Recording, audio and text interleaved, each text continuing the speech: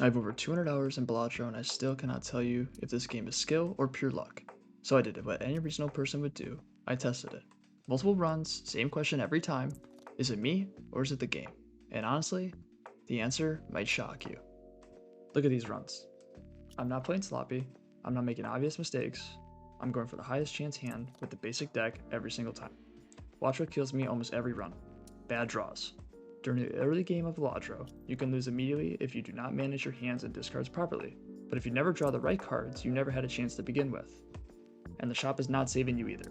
There are 150 jokers in this game, and the shop only shows you 2 slots at a time, not counting other cards like tarots or even planet cards. The odds of seeing exactly what your build needs, when you need it, are never guaranteed.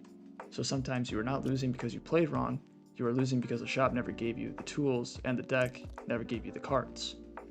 Other roguelikes like Enter the Gungeon or Binding of Isaac punish bad skills.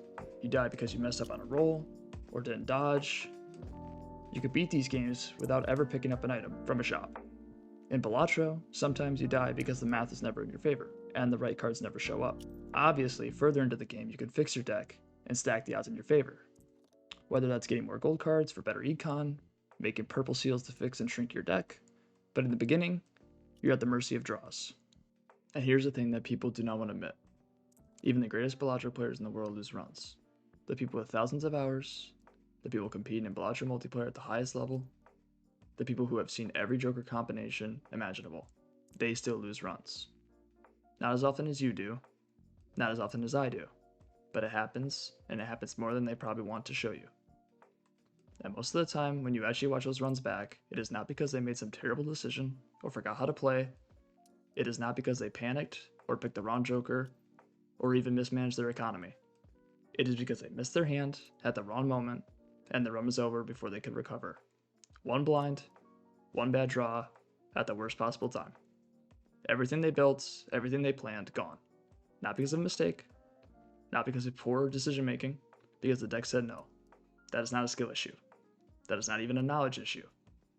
That is the game simply reminding you who is actually in charge. And no amount of hours or experience, even leaderboard ranking, can change that.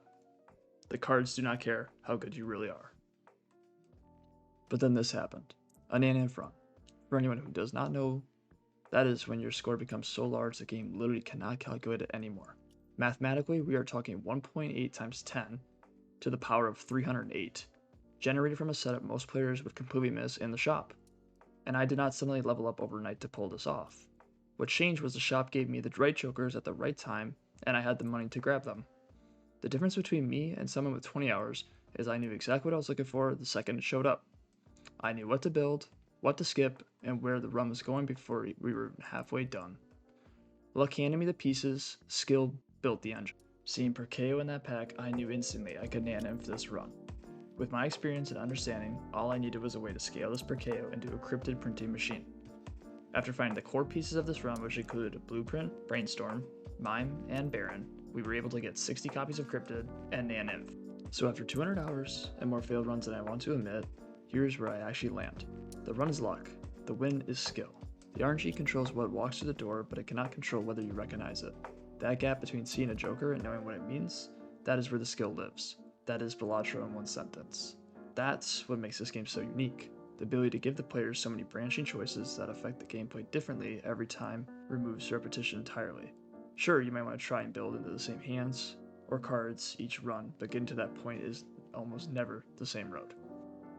I know this video is different than the normal videos I post. I haven't really posted too much on YouTube. I've been more focused on Twitch recently, but if you enjoyed this video, be sure to like and subscribe. It genuinely helps me more than you know. I'm going to start posting more content like this on YouTube. So if this is kind of your thing, then you're in the right place. And if you want to catch me live, I stream on Twitch, so come hang out. Links are down below, and I'll see you in the next one.